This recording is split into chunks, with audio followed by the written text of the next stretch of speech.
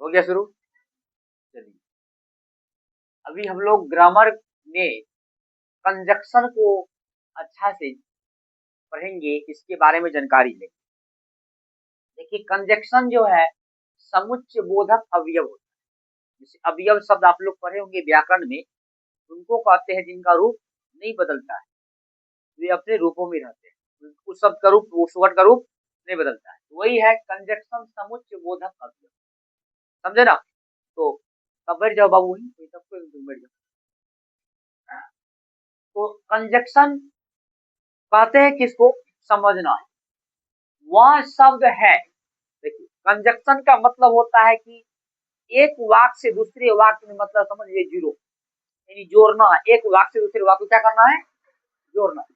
जैसे एग्जाम्पल के लिए अगर बात किया जाए, जैसे अगर मान लीजिए I am happy, I am happy and rich, मैं खुश और धनी, मैं खुश और, ये एंड सब जो है वही क्या है, कंजक्शन।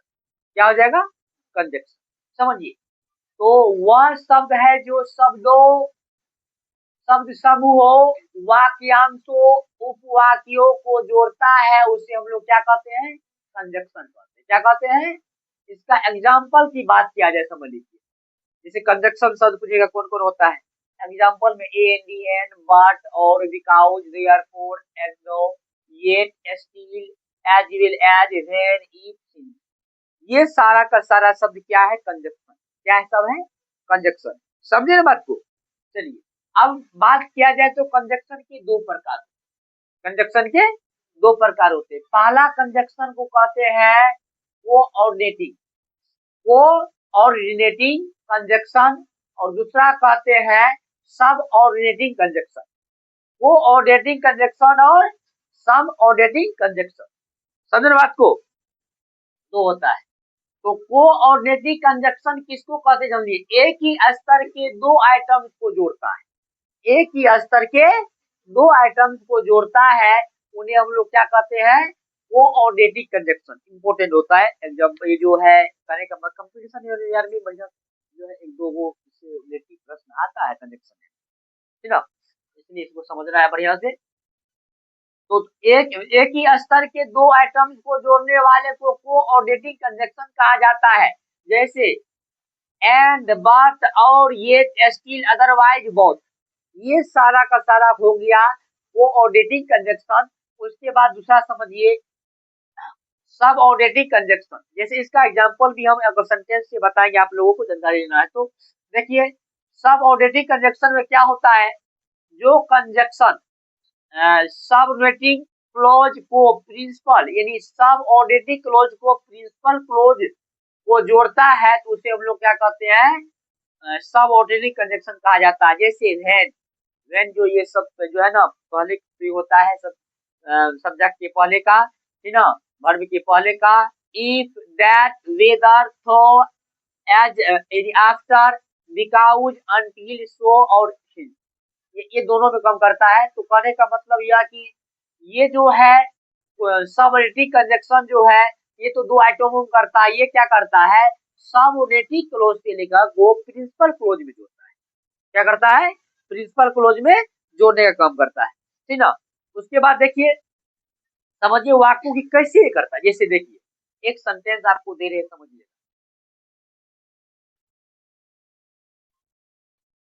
जैसे मान लीजिए you are poor and I am rich, ये एक वाक्य दिया है। देखिए, ये दो वाक्य को, दो अटेम्प्ट को जोड़ा है। देखिए, यू आर पुअर,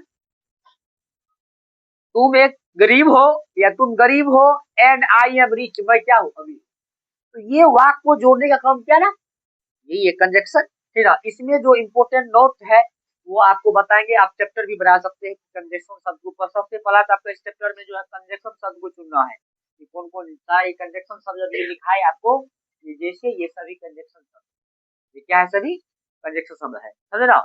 इसी तरह आप लोग जो है ग्रामर को अच्छा से समझने के लिए हर एक चैप्टर को हमारे यूट्यूब चैनल को जो है सब्सक्राइब करके और दिखती रही है, है ना। और आज जो है करीब शाम तक में अधिक से अधिक क्या कहते हैं करीब करीब 5 से 7 विषय का जो है ना वीडियो अपलोड किया जाएगा। आप लोग जरूर से जरूर देखिएगा। और मैं सभी छात्रगण से कहना चाहूंगा कि आप लोग मेहनत कीजिए, है ना। और जानते हैं एक नई बात बता दें आप लोगों को, इसको तो पता नहीं होगा क्योंकि आप सभी बहुत मिडिल स्कूल के बच्चे हैं, इसलिए अभी जानकारी नहीं होगा। हमारे बिहार के जो है एक क्या कहते हैं रवि नाम का लड़का है, जो कहने का मतलब है कि ब्लाइंड था, ब्लाइंड समझते हो, आंख नहीं था। वो लड़का यूपीएससी में 20वां रैंक लाया है ऑल इंडिया में, और वो आईएएस बनेगा। आईएएस जानते हो, डीएम बनता है, डीएम। समझ बात को। वो ब्लाइंड था, अंधा था, आंख नहीं था, तब परीक्षा पास। तो मेहनत करने वाले की कभी हार नहीं होती। और सबसे पहले आप अपनी चुनौतियों को बनाइए, अगर चुनौती बना करके चलिएगा तो सफलता पाएंगे, ठीक है ना। चलिए फिर हम लोग अगले वीडियो में